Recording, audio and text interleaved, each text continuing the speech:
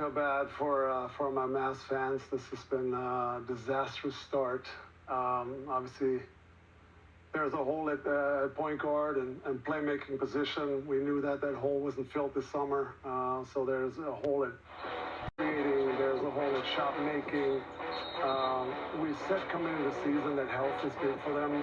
Obviously, Kyrie's out for a couple more months, but you need AD healthy, Lively you need healthy, and both of those guys have already been out for a while. Gafford's missed some games, so it's been just a disaster start. They're actually on pace to have a record bad start on offense.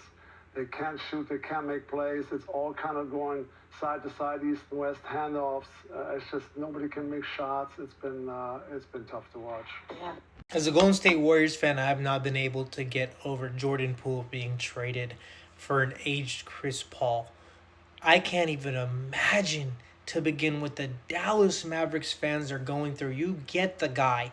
You get a superstar in his prime. You draft him. Well, you trade for him in the draft. And he takes you to 2 Western Conference Finals and an NBA Finals before he even turns 25.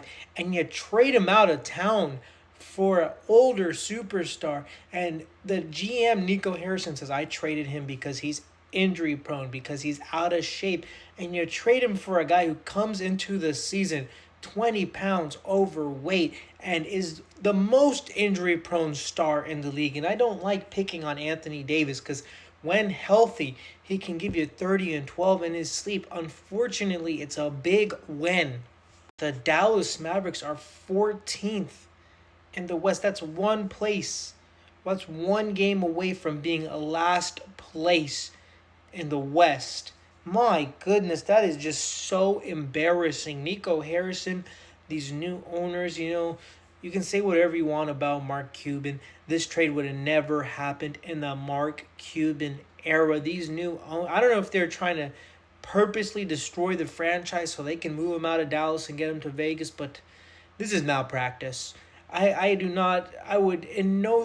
no player in the league, if I have Luka Doncic on my team, would I trade him for. There's nobody.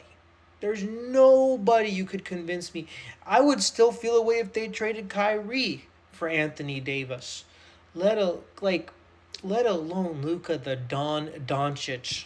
And if you don't want to take my word for it, take Dirk Nowitzki's word for it, because he's more than qualified. He took that team to 2 finals.